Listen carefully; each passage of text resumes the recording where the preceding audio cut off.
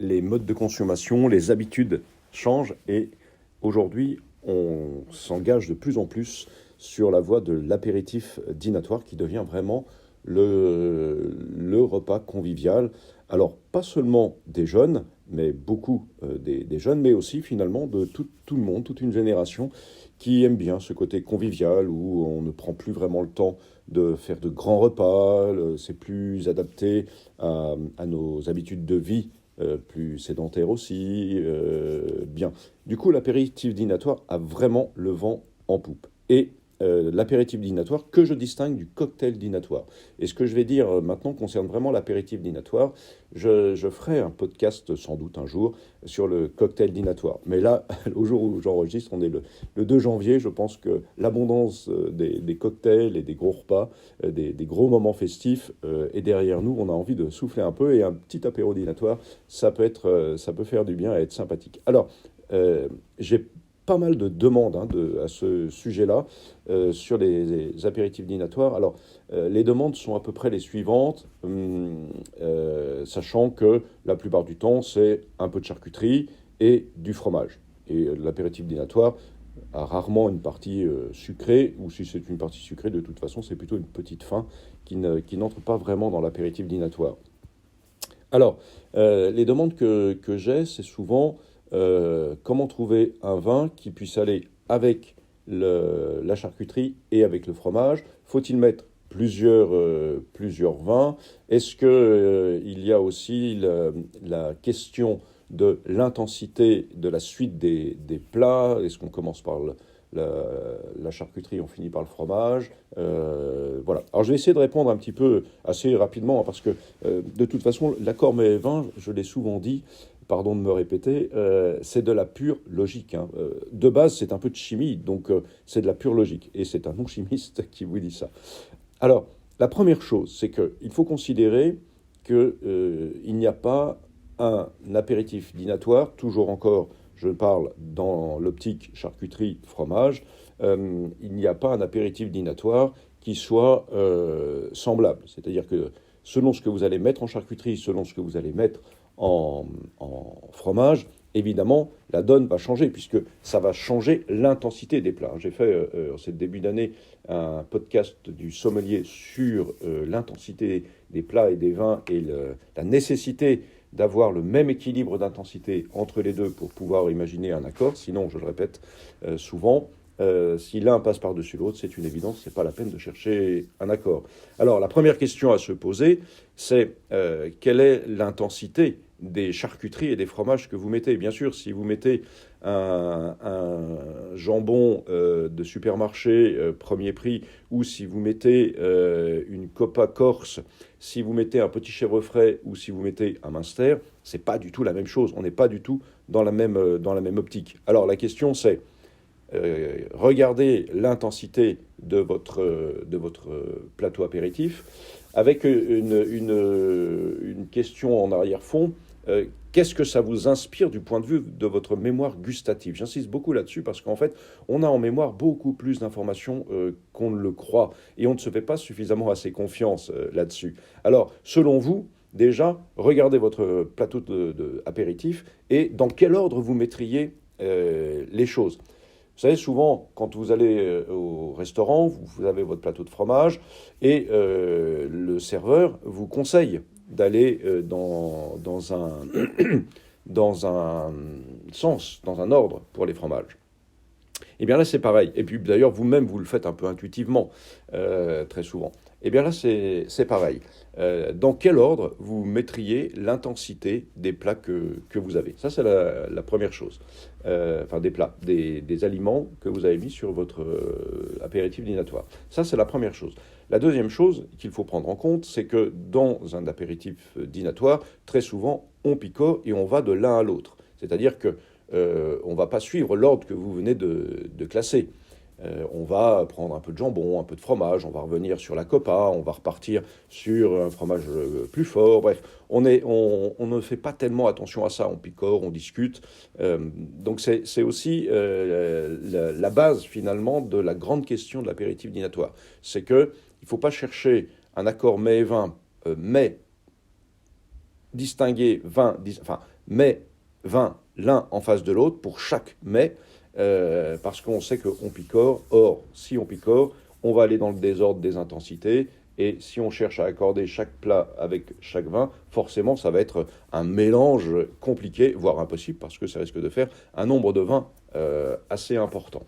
Alors, sans aller jusqu'à essayer de faire une planche apéritive qui soit uniquement constituée d'aliments de même intensité, là, ça devient un peu complexe, et puis ce n'est pas forcément très intéressant pour un plateau apéritif. Donc sans aller jusque-là, eh bien, il faut regarder quel est l'aliment le plus faible en intensité que vous avez. Par exemple, un jambon blanc acheté sous vide de premier prix, et le plus haut, votre Münster. Et puis, de vous dire, j'ai deux solutions. Soit, je pars du principe qu'il y a un des deux côtés, c'est-à-dire soit le plus faible, soit le plus fort en intensité qui va être sacrifié, et je choisis le vin qui va remporter le plus de suffrages au niveau des intensités, c'est-à-dire qui va couvrir le plus de mets possible, soit je cherche à avoir une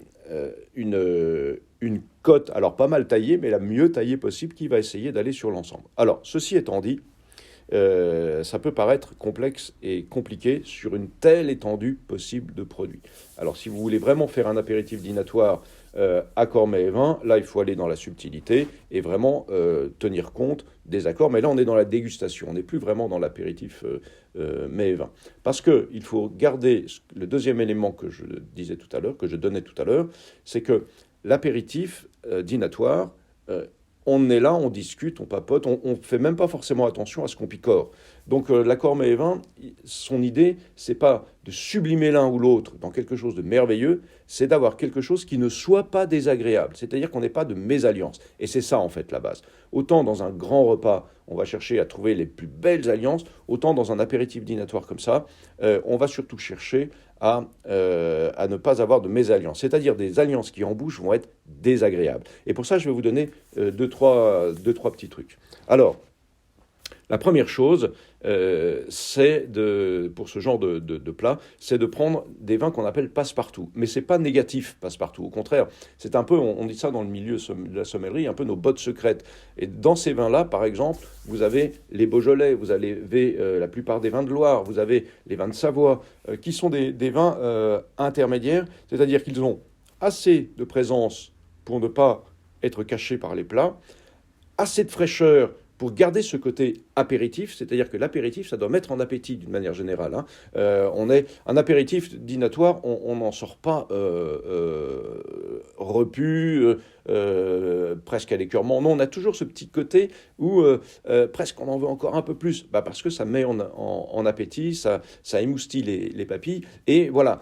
Même un vin rouge de Beaujolais, même un vin rouge de Loire, même un vin rouge de Savoie, par exemple, ou un pinot noir d'Alsace, ont cette petite fraîcheur qui continue de faire saliver. Et donc, on n'a pas de lourdeur. Et ça, c'est important. C'est pour ça que pour un apéritif dînatoire, sauf 2-3 exceptions que je vais donner derrière, je n'irai pas sur des vins en intensité au-delà de ces régions-là. C'est-à-dire que je n'irai pas sur un vin du Sud, à part bien sûr les rosés, je n'irai pas sur un Bordeaux, je n'irai pas sur un Côte-du-Rhône. Non, je resterai sur ces vins légers qui ont l'avantage de passer avec l'ensemble, de continuer à nous faire un peu saliver, et comme vin rouge, qui peuvent aller aussi avec le fromage. Parce que le problème du fromage, c'est que l'accord mets et vin entre qui est notre habitude, mais je ferai sans doute un podcast là-dessus, qui est notre habitude avec le rouge et le fromage, il faut savoir que le fromage, le lait de vache, rend les tanins du vin rouge métalliques en bouche. Et quand je parlais de ce côté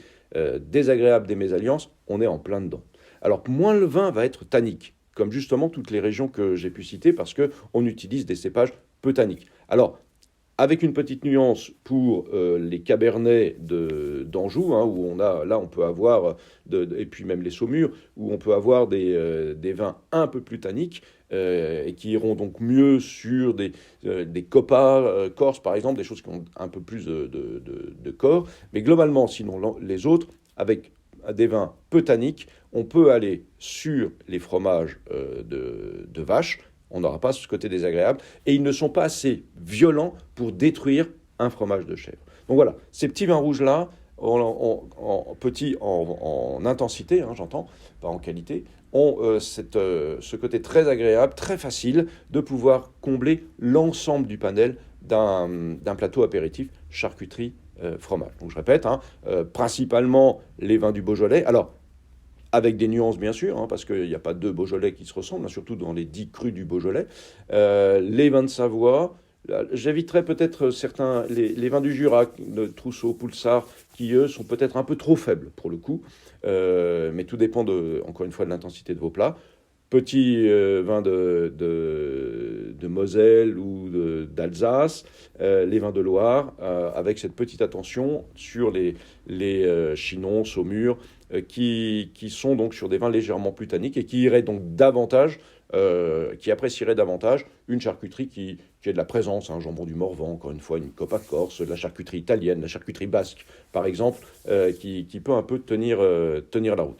Je récapitule donc l'ensemble. Faites attention à l'intensité de vos plats. Regardez un petit peu l'ensemble de l'intensité. C'est-à-dire que si votre plateau de charcuterie il est dans le haut de l'intensité, parce que par exemple, vous n'avez que des charcuteries très goûteuses avec une forte puissance, comme des Coppa, comme du saucisson à l'ail par exemple, des choses comme ça, et des fromages puissants, allez plutôt sur le haut de l'intensité. N'hésitez pas là à partir sur ces vins de Loire un peu plus charnus. Si vraiment vous êtes dans le très haut de l'intensité, essayez certains Côtes-du-Rhône, par exemple, de la vallée du Nord, oui, c'est ça, la vallée du Rhône Nord, par exemple. Donc première chose, l'intensité, et trouvez un générique pour votre intensité. Regardez le style de votre charcuterie, de votre fromage. Évitez les choses désagréables en bouche, parce que c'est ce qui ressortira le plus dans la mesure où les gens ne vont pas être là pour faire une dégustation. Si au contraire, vous êtes dans l'idée d'une dégustation, c'est-à-dire que par exemple, vous revenez de Corse et vous avez une superbe charcuterie, alors là, pensez davantage au vin qui va mettre en valeur la charcuterie ou le fromage que vous avez vous-même voulu mettre en évidence. Pareil, vous revenez peut-être du Beaujolais et vous avez une super petite bouteille que vous voulez faire goûter, alors là, pensez à l'accord qui ira sur cette bouteille-là. Mais si vous n'avez pas d'idée précise, c'est-à-dire que si vous ne souhaitez pas mettre un plat plus ou un vin plus qu'un autre en valeur, pensez le générique qui va bien passer avec l'ensemble. Alors, autre question qui m'était posée, faut-il en mettre plusieurs vins? Évidemment, ça, c'est à votre convenance. Si vous avez plusieurs invités, d'abord du nombre d'invités, si vous avez des invités qui, par exemple, n'aiment pas le rouge ou n'aiment pas le blanc, évidemment, partez sur les deux. La difficulté, c'est que le vin blanc et la charcuterie, ça ne marche pas très bien pour des raisons d'intensité. C'est-à-dire qu'on n'a pas de vin blanc qui vraiment tienne la route face à la charcuterie. Vous aurez un côté fade ou au contraire trop vif du vin blanc sur la charcuterie. D'une manière générale, j'éviterai avec la charcuterie les vins blancs issus du cépage Chauvignon. Beaucoup trop d'agrumes en général. J'éviterai aussi les cépages très aromatiques, comme le Vionnier, le Gewürztraminer, on est sur la rose, le litchi, voilà. Petite nuance, si vous avez des terrines, alors les terrines aiment bien certains vins blancs, notamment des vins blancs un peu plus ronds, des vins blancs du sud avec ces troussades un peu opulentes, certains blancs de Bourgogne. Donc voilà, les terrines, les pâtés, peuvent apprécier, eux, un vin blanc un peu plus charnu, sans être sur la vivacité.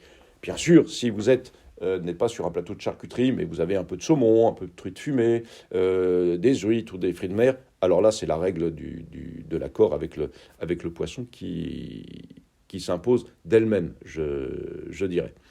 Voilà, l'essentiel, j'espère pas trop confus, j'espère vous avoir mis le vin à la bouche. Regardez bien les intensités, faites votre choix, ciblez le plat ou le vin que vous voulez mettre en valeur.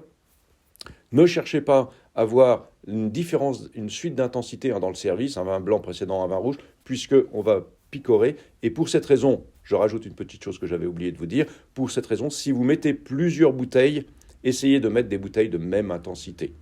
Ne mettez pas un Bordeaux avec un Beaujolais, puisqu'on va tourner de l'un à l'autre, c'est un petit peu l'idée. Et pareillement, pour l'intensité entre les vins blancs et les vins rouges, on a une petite marge d'intensité qui peuvent être un peu similaires entre certains blancs qui ont un peu de force et d'opulence, hein, je pense encore au Saint-Joseph par exemple, ou au vin blanc du Languedoc, qui ont un peu de charpente, un peu d'épaisseur, et puis qui sont à bonne, à bon équilibre avec un cru du Beaujolais, par exemple, ou avec une mondeuse de Savoie, par exemple. Donc voilà, j'ai encore trop parlé, évidemment. J'espère que ceci vous aura été utile et que vous aurez de belles dégustations et que cela vous aura mis le vin à la bouche. Si vous souhaitez aller plus loin, sachez que vous pouvez suivre les 6 heures de formation en vidéo que j'ai mis au point pour tout ce qui est de la science du vin, pour être expert comme un sommelier. Vous aurez ça dans toutes les descriptions ou sur le site levinalabouche.fr.